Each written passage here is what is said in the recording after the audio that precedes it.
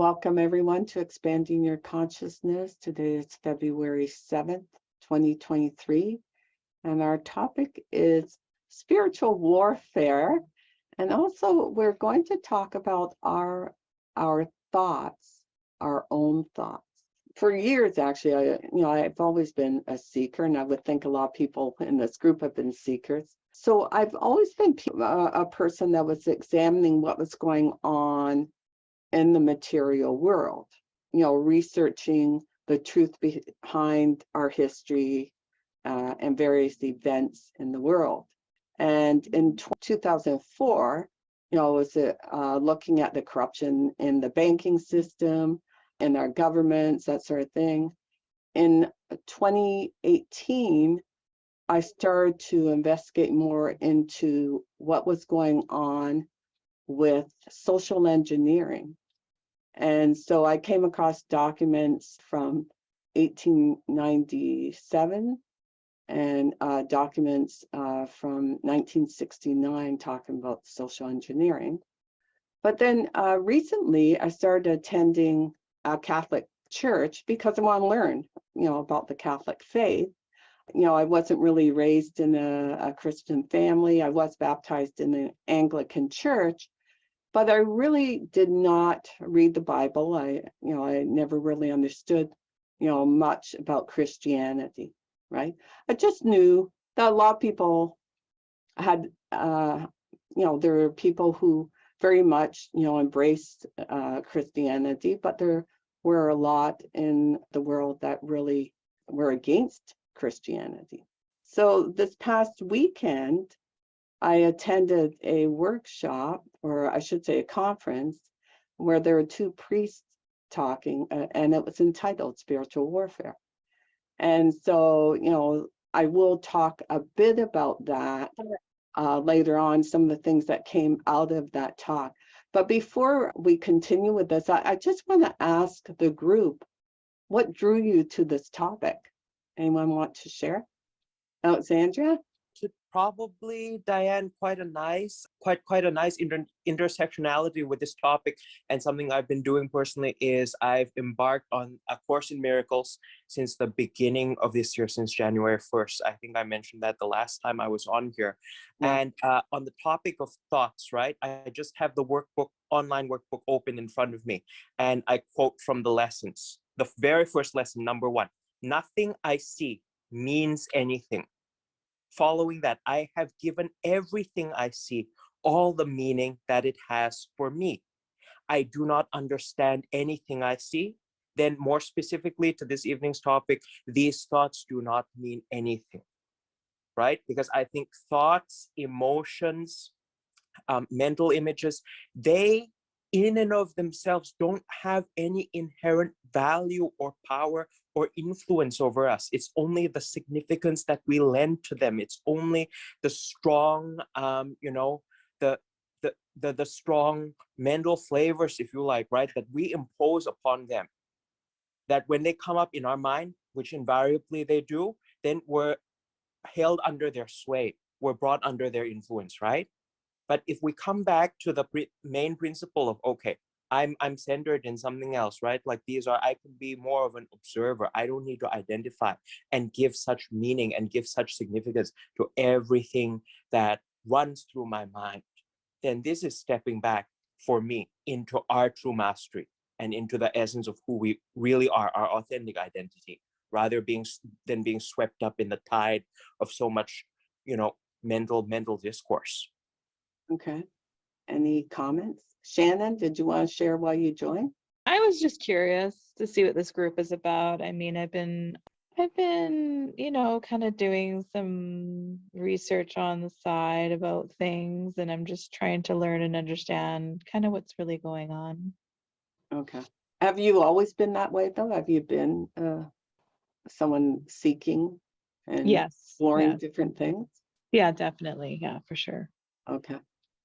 And are you what you would call a truther? Do you look into things like the media and what's shared in the media? That sort of thing. Well, I mean, I don't really take everything from the media as truth. So I think a lot of it is fabricated and changed and morphed into to really influence, our perspectives of things, including our own lives. Okay. Fabio? Hi, Hi, welcome. good evening, everyone. Good evening. I'm here mostly for but curiosity, and I'm Brazilian, so I hope you can understand me when I'm speaking. And for me, I mostly use this meetup site just to improve my English, but I'm very interested in the uh, spiritual subjects. So when I was looking for a new meetup to participate in, I just found you.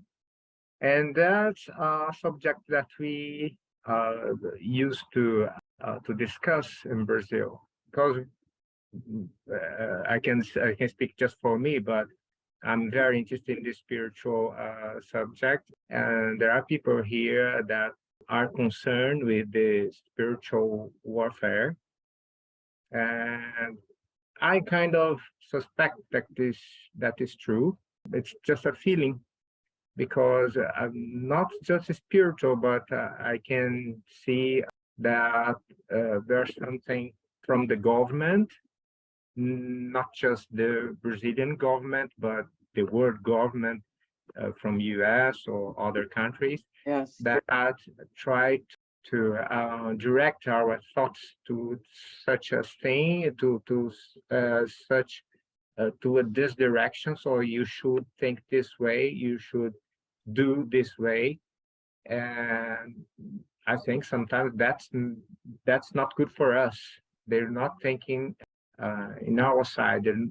There's some agenda. I don't know Yeah. which one, Yeah. which this agenda is, but I think they have something that they hide from us, and that's a very concerning problem. That's why the subject interested me, and I want to mostly to listen what you can say and other participants can say. Yes. What you just said there kind of brought to mind, that whole thing of controlling speech, right? What you can say, what you can't say. And I happened to be listening to Dr. E. Michael Jones today. And at the end of his talk, he said, everything begins with consciousness, and consciousness begins with speech, right? So what he's saying is, if you can't express your thoughts and ideas, if, say, this particular group is controlling information or censoring us, or even the general population, right, is manipulated to censor people, then that affects your consciousness, your greater understanding of who you are and how this world works. Chris, did you have anything you'd like to share? Yeah, just, can you hear me? Yes. Okay. Just echoing what everybody said, just how so many forces in the world are trying to push, from politicians to media and movies and music and even the history we're taught.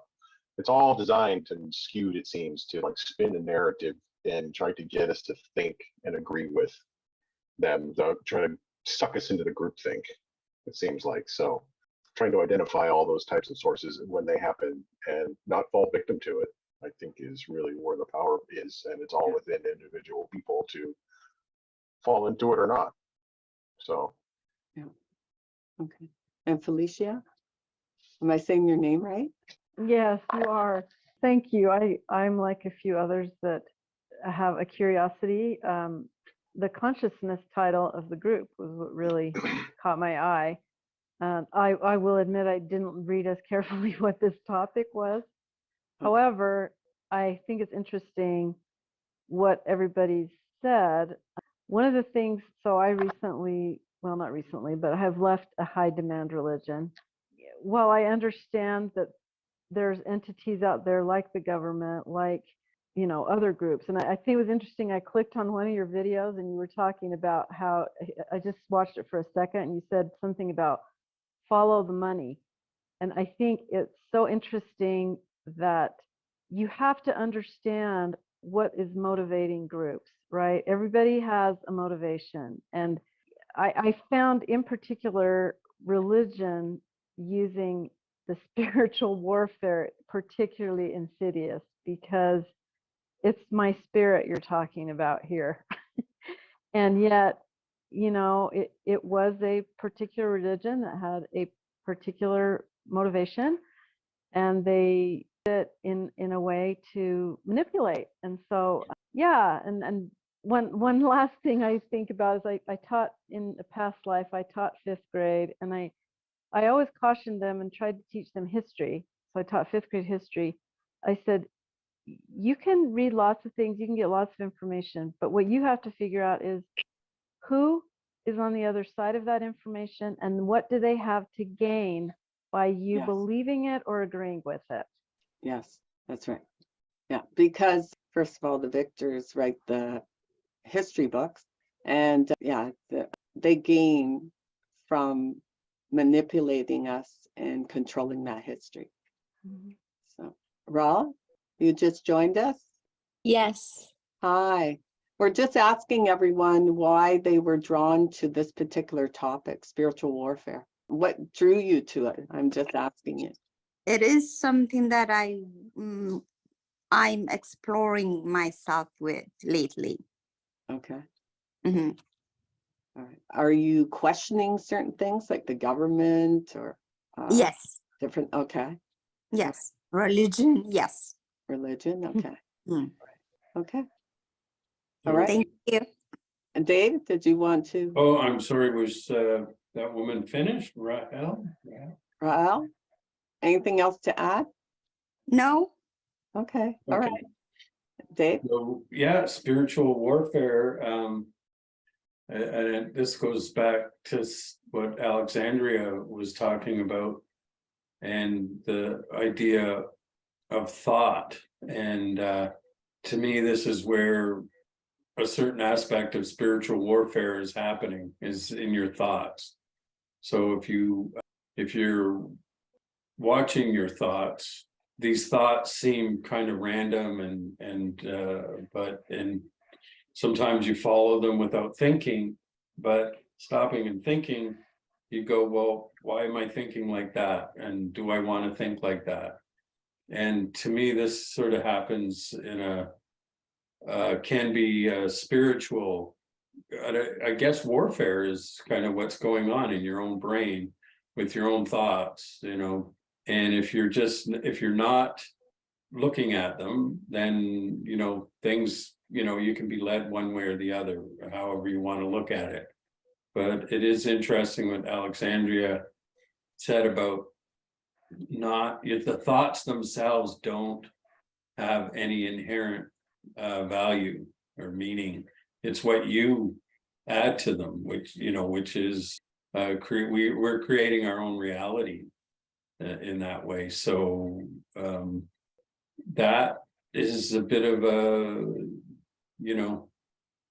if you're thinking along those lines, you may be struggling with your thoughts, keeping certain thoughts at bay and allowing certain thoughts to lead you, like what's going to start something, or I'm going to do something. I often ask myself, is this the smart thing to do? For one thing, is this what I really want to do? Is this how I want to react in this situation? You don't always have that option or ability to stop and think. So to me, that is one aspect of this, of what I consider spiritual warfare, is like watching your thoughts. And because on a spiritual basis, you may not be sure of where those thoughts are coming from.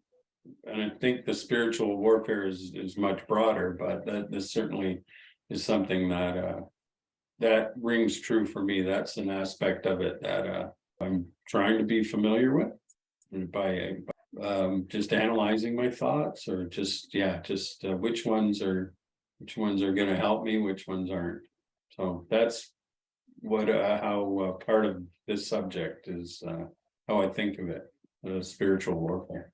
But do we get our thoughts often from the media, from Oh, books, yeah. Oh, from yeah. universities, Oh, right? yeah. Oh, You know, yeah. like go through the list. Mm. And if you have a group that has taken control of the publishing houses, they control Hollywood, they control the television networks, all the radio stations, everything like that, how do you find the truth if they have an agenda?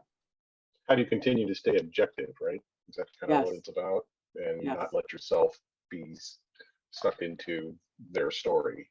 And how do you know your thoughts are still your own and not just, are you just agreeing? Like, why do you think the way you think? Yes. You know, and I think people get so caught up in it. It's so strong. Yeah. But why do people do that though? That's what I always wonder. Like, what makes people so susceptible to this? Well, you know, I can actually answer that. We are trusting. People can be very trusting. And in 1969, Dr. Richard Day said that in a talk that he did to 80 pediatricians. And so what he said to them is, do not record this talk, don't take notes, and I'm going to tell you what's going to happen in the future. So one of the people that was in that meeting, when that person left the meeting, he made some notes. And then as years were passing, he started recording more and more because he started to see, he went, oh yes, I remember Dr. Richard Day saying this and Dr. Richard Day saying that, right? So he was starting to really see how this agenda was being carried out, right? And it was an agenda of social engineering. So what I'd like to do is at least go through some of his points. I will tell you some of these points are sensitive because, you know, we've been manipulated into thinking that anything goes nowadays, right? And I really think we have to ask ourselves, where is this world going to, right? But anyways, as I said, this was a meeting that Dr. Richard Day had in Pittsburgh in 1969 with a group of doctors. And Dr. Dunagan was the one who did a recording in 1988. He was interviewed and someone recorded all the information that he recalled from that meeting. I just want to say, when he opened up his talk, he said, people are too trusting. They don't ask the right questions. So he said there would be new untreatable diseases would crop up. Well, this kind of gets into what people talk about with vaccines for children, right? Also, autism increased and other disabilities. Clothing will become increasingly seductive. The family unit, pardon me? What would be too seductive? What do you mean? Clothing, Clothing.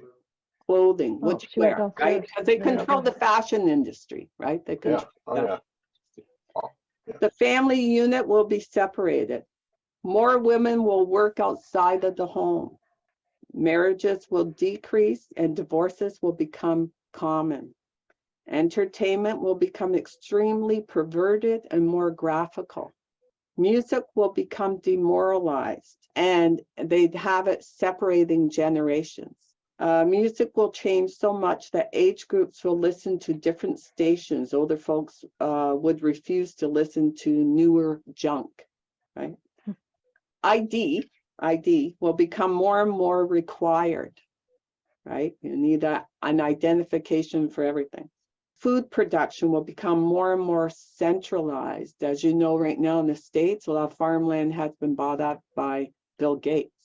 Eventually, growing your own food would be outlawed under the excuse that spreads disease. Terrorism will increase, specifically in Europe. Money will become completely cashless. Earned money will be transferred electronically, and all payments will have an electronic trace. Credit cards will eventually be replaced with a skin implant, and they've already started that, I think, in Sweden. Are they doing that? Euthanasia will be accepted and eventually expected. An arbitrary age limit could be established. religion will be reduced and removed.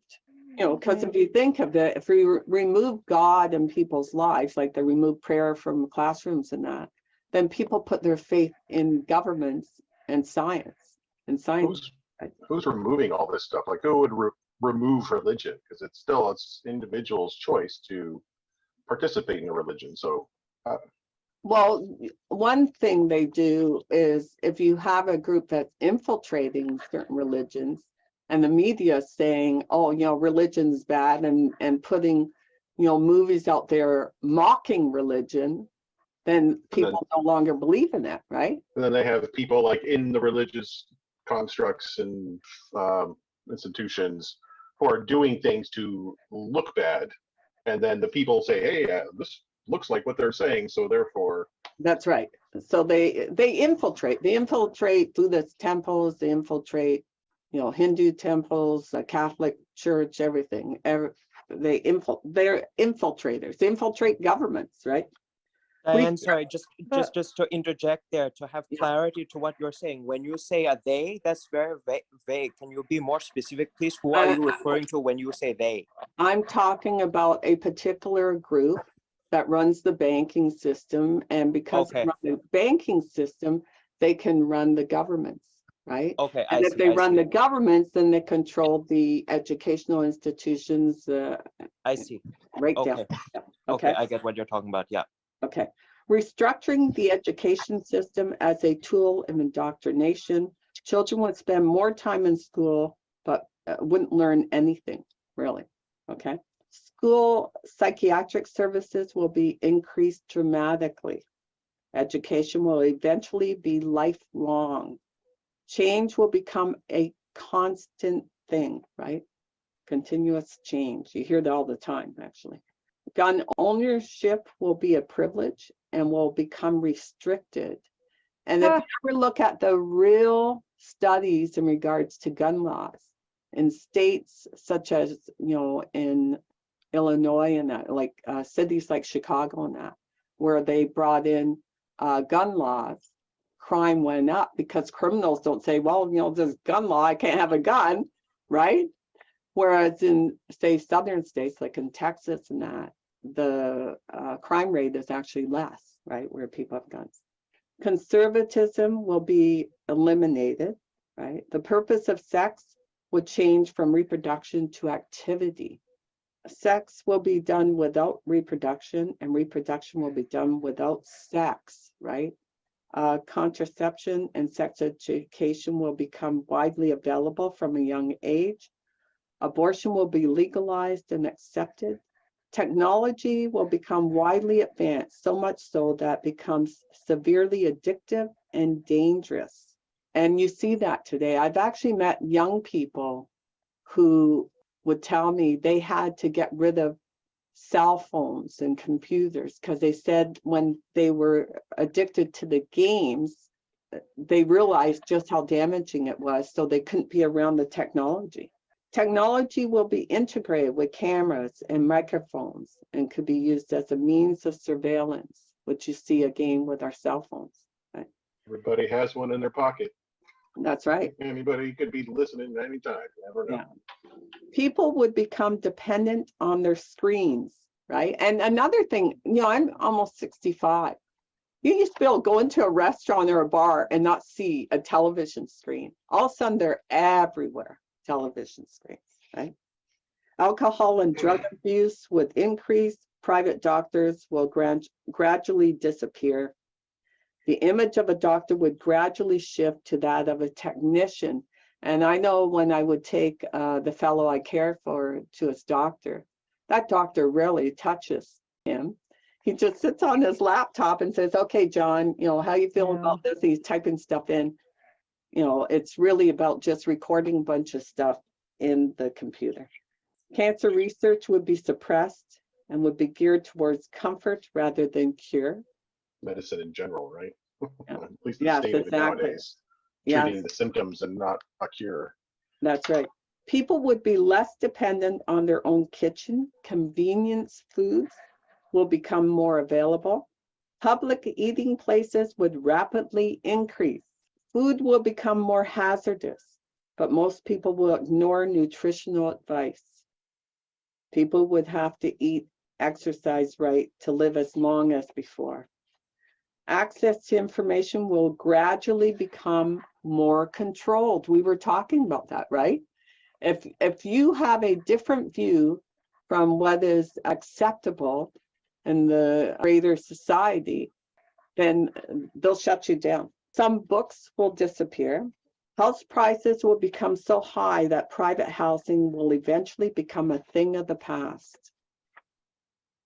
Young people will become renters, and gradually more and more people will be pushed into small apartments. You have these micro apartments all over. Microchips will be implanted under the skin and the forehead and eventually be used to replace cash. Globalism will increase. People would become used to the idea of losing their freedom, their sovereignty. We will become citizens of the world rather than our own nation. The United Nations would gain more control. A mass surveillance state will be put in place. And I saw something recently, a meme, where someone said, when morality increases, freedom, you have more freedom. When morality decreases in society, of course, you have less freedom because they have to bring in all these laws and enforcements, right? But morality by what measure, Diane? Whose definition of morality is this that you're referring to? Well, Alexandria, I think we have to look at, is there a right and wrong in the world? And I think there is. But a measure of right and wrong, who's right and who's wrong? There are certain natural laws or God's laws. So we need to look at that, right? Otherwise, anything goes nowadays. No, maybe leave out God of that statement. Natural law, I agree. Natural law, such as there are certain facts about life, about mortal existence. It's a fact, right? One needs to accept it. One needs to respect it. Nature's law, ecology, respecting the environment, such as that, right? But Yes. I mean, outside of that, like pertaining to society, human behavior, Diane, what measure would you suggest that we say, okay, this is right, this is wrong? Because, and I'll let you speak in a second, because some of those points that you brought up, I take them just as what they are. But I mean, in terms of like abortion, more independence from family, okay? Divorce becoming more regulated, more acceptable. Women working outside of the household more and more. You know, I don't think that those are anything wrong with that. I think that's an advancement. I think that's to our society and to our people's advantage. Okay. So I mean, by what measure, by what Alexandria, barometer? Yeah. this is one of their key things, is to destroy the family. Because when you destroy the family, you destroy society. Without a stable home, you do not have a stable society. If you look at the east side of Vancouver, that's a fine example of there not being the nurturing part of society, right? So what they did, because they're materialists, they shifted from the focus on people to the focus on things. Sure. So they Yes, have I women agree. working out there, paying taxes and doing all these jobs, and they have to pay someone to care for their kids. In the past, women were the teachers in the home. They were the ones sharing the spiritual side, of who they are with their children, right? But You maybe don't have that anymore. But maybe you're neglecting the other side, Diane, that, in many families, the paradigm has shifted. The father is stay-at-home father. The woman goes out to work. What's wrong with that? Yes, but I'm saying that is not actually the case. They say that, they promoted that to some degree, and maybe there's nothing wrong with that. But in most cases, you have women that are single moms trying to, work full time, plus, care for kids and all this sort of stuff.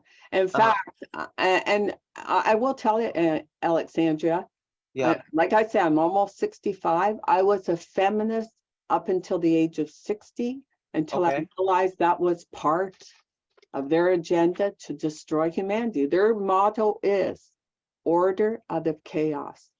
They create as much chaos as they possibly can. So I wanted to, this is Felicia speaking, by Yes, the way. Felicia. Yeah.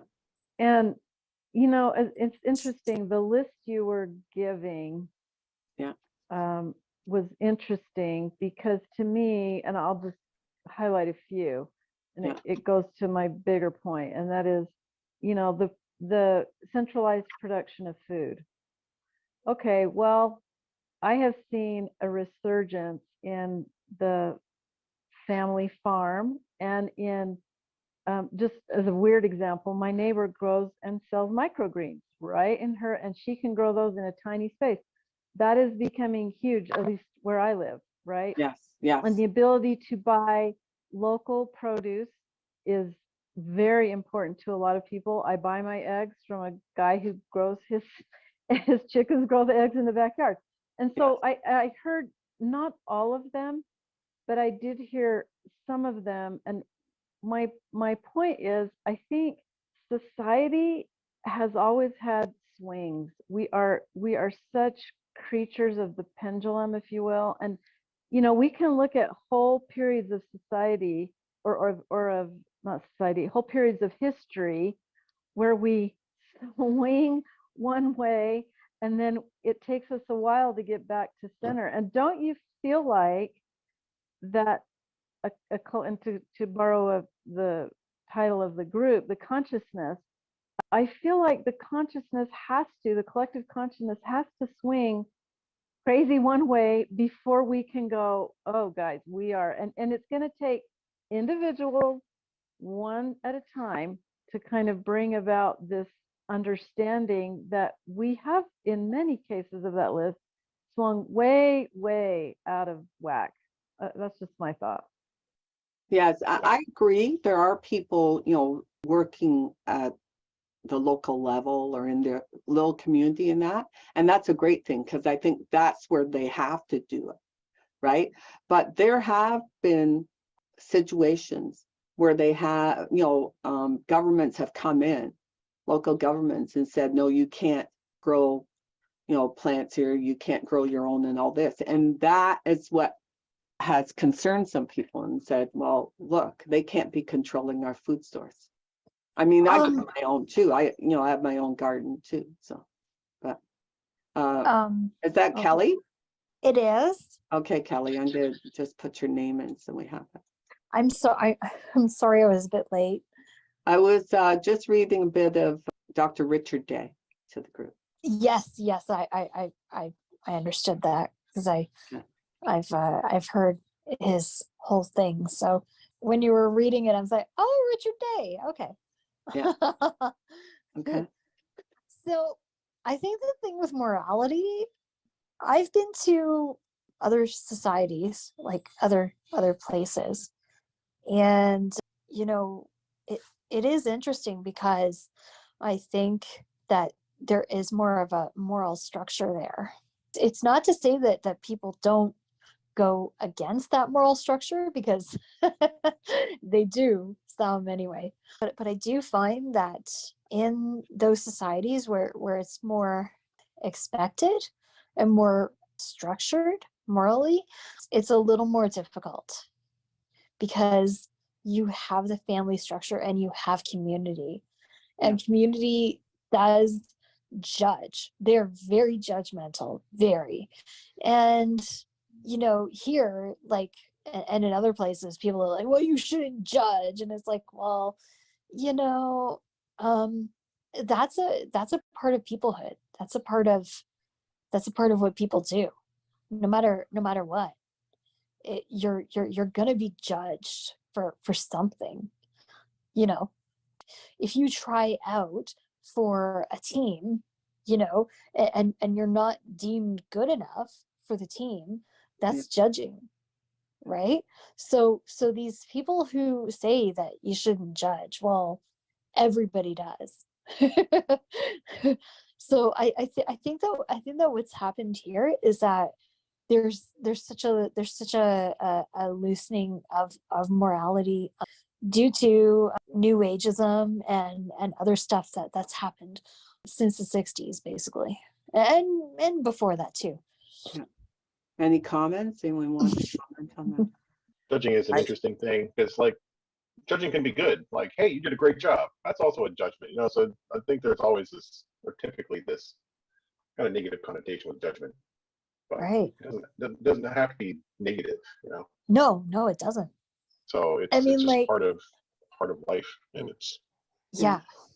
Alexandria, I want to go back to your comment because do you realize that people are, this group, because they run the field of psychology too, the medical field and all that, they are pushing an agenda that's extreme. Like, I just found out that there's actually trans-abled people that if they want to be disabled, they can go from able-bodied to disabled through surgery. Yes, I've heard of that. Yes, I've heard of that. Yeah. Okay. Now you have to ask you should ask yourself why, if we are part of nature, I would think humans are part of nature. Yes, indeed. Then why are we making these changes? Like, because I know you're going through a change in all this, but why? Why are we doing this? Why are like, you know, like the from an able body to a disabled person, That's right? crazy. And that was in the National Post, right? A Canadian newspaper, National Post. Can I ask a clarifying question? You mean they are self-identifying as that? No, they could go and get, in fact, I probably have it here. They could go and have surgery to become disabled. Right. So I'm gonna say that self-identifying. So meaning yes, you're right. You're right. It is. Born, that's right. They were not born with the condition. Okay, That's I just right. wanted to clarify. Oh my God.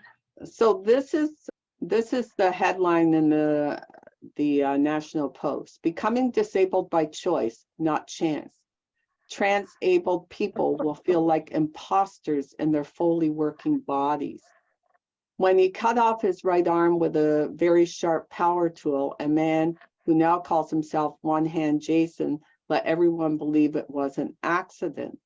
Okay, but Diane, he did it himself, I guess is what they're saying, right? Okay, this phenomenon in particular is one thing you could say a lot, you could explore a lot, but Diane, at this point, at this juncture, I must address it, and I do so respectfully. What I feel from you and what I feel from this topic is a lot of fear. I feel that you're coming from a place of a lot of fear, and rather than, for me, my perspective on that is that, you know, we have to acknowledge the fact that things are going on in our world. I think part of living consciously, which I try to do every single day of my life, actually, you know, live in the reality, live with an awareness, live with a clarity, okay? But also to focus on what, perhaps rather than all of this, like how terrible is it and how degenerate everything is, and look at all of this horrible stuff and this ugliness. I don't think like that. I think like, what can I do to shift the paradigm and contribute something positive, something healthy? Yes, because Alexandria. Yes. Alexandria. Yes. That's their game, right? Oh, let's all be happy and da da da da. And if people try and say no, they want to harm humanity. No. By the way, I'm not afraid of this. I'm saying there is a true reality here. Okay, there is a right and wrong. That's another one of their things where they say there's no such thing as right and wrong. Anything goes. But I don't agree with that. If you have, then you're free to not agree with that. I'm not saying that I agree with you. I'm not saying I agree with them. Okay, I'm saying that based on my individual perspective, based on my life experience, what has worked with me what has worked for me, excuse me, and also my own practice rooted in the spirituality, right? I don't believe in buying into collective agenda one way or another right now. Okay. So like I said, I'm focused on what I can do on my end to make a positive change. Not like a fear mongering, because from my end, from the way that you talk, it's very, very fearful. This is Oh, I'm not. lowering. This is for me, when I listen to the way that you present and even Okay. to read your energy right now, it's very fearful. It's based in a very low area of consciousness. All right. But, that's the problem. If a person points out the agenda, then people say, oh, you're being negative, you're being hateful. By the way, so the you have ones pointed who it out. point, So you no, have by the already pointed it out. ones who say that someone like me is hateful, and a lot of them do that. I know friends, we've all been kicked off things, are the most hateful group on the planet. They're the most hateful group. So you have spent so much time making your point, delineating all of this and that. So can I ask you, what do you think then, from your perspective, what do you think that we can do to counteract all of this negativity? Because I would love to hear that. Be aware of what the agenda is. Because then you're not pulled in. Besides the awareness, what else should you do in proactivity? Everything, Alexandra, your information on how this world works comes from books, television, movies, radio. If you do not know that there's an agenda behind all that information, then you're easily fooled. You have to know there's an agenda. So what is your, so you're not answering my question. What do you think is the day-to-day actions, day-to-day steps in your life that one should take in order to counteract this negativity, Diane? Being aware of what the agenda is. Otherwise, you point at someone, it's sharing information. How do they manipulate us? With information.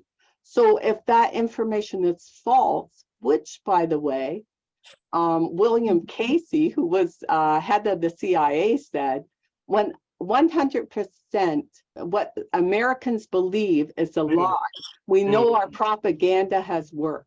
Right? Okay, so but the thing is that, okay, awareness, like we say within my school of spiritual practice in Hinduism, okay, to be aware, to have the cognition, to have the awareness of your awareness is where everything starts, right? It's where the realization of the self starts.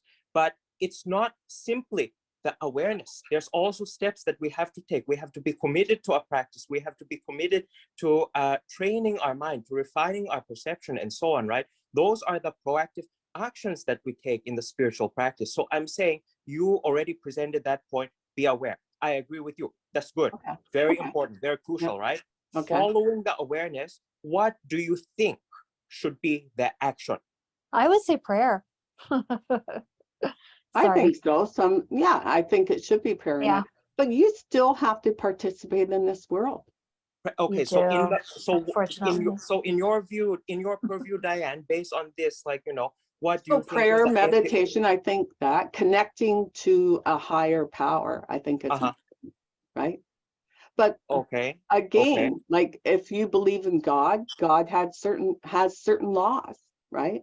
So I think, I mean, if you look at Christianity, there's commandments to follow, right? Would you also say, I know, for example, with me, last year, had a lot of sleep coma days, just days where I needed to sleep and I guess get downloads and stuff.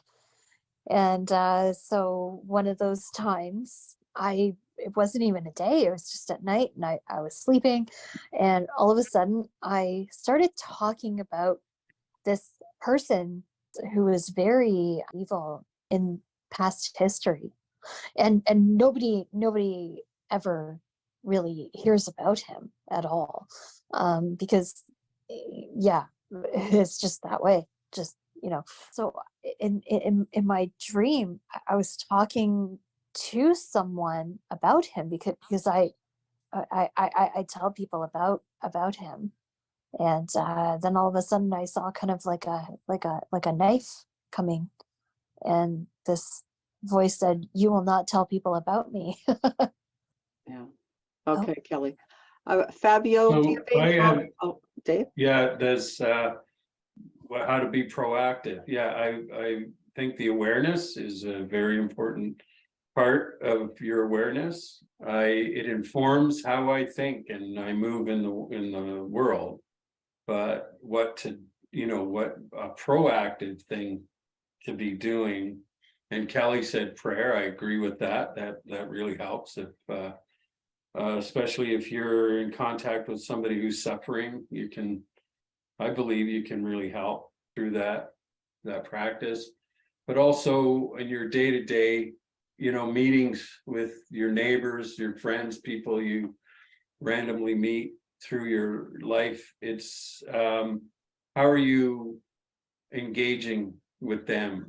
Is it in a positive, joyful way, which is part of, like, that's what I try to do. I try to stay in that headspace, and with the intention that being kind and helpful, you're gonna change somebody's perspective about themselves or about the world in general. As they sometimes smile is going to help somebody who's in a bad place, and that I mean, is a lot of us in our day-to-day activities, we're just meeting ordinary people, and for the most part they all want the same things. They want happiness and peace, and you can be a part of that. That's but you do have to be aware of how we're being manipulated through our huge media streams. Yeah. And that's education is so just huge. Yeah. And it cares the TV, movies, series, media, social media. Yeah. It's just affecting the way everybody's thinking.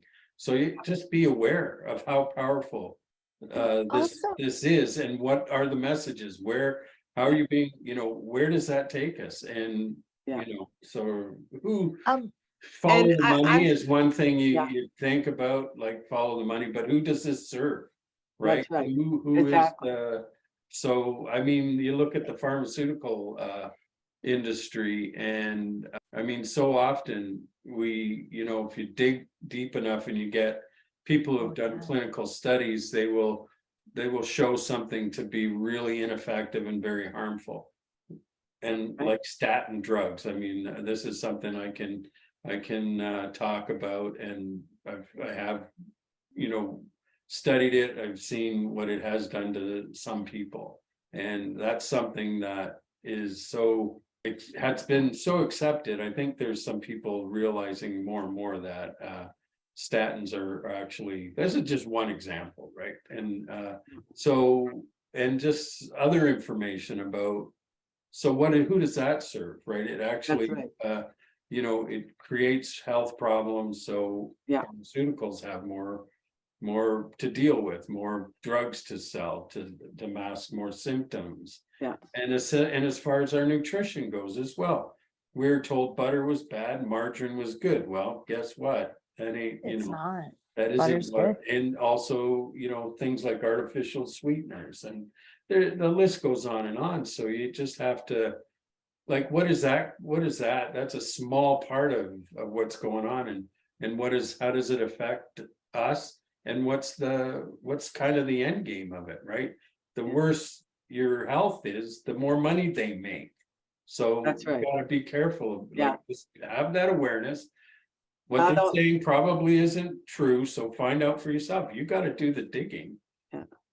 Aldous Huxley said that, and he was an insider. He said, we know we've made great progress in the medical field when there Yes. isn't a healthy person left.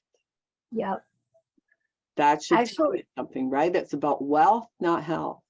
But I'm going to show, Kelly, I just want to show a few videos in relation to media. And one is just showing how they repeat things throughout media, right? Yeah. Okay. And the other one is someone who was a reporter for Fox News, and she left, okay, because she could not be a proper journalist, right? They just wouldn't let her share certain information or do her own research, right?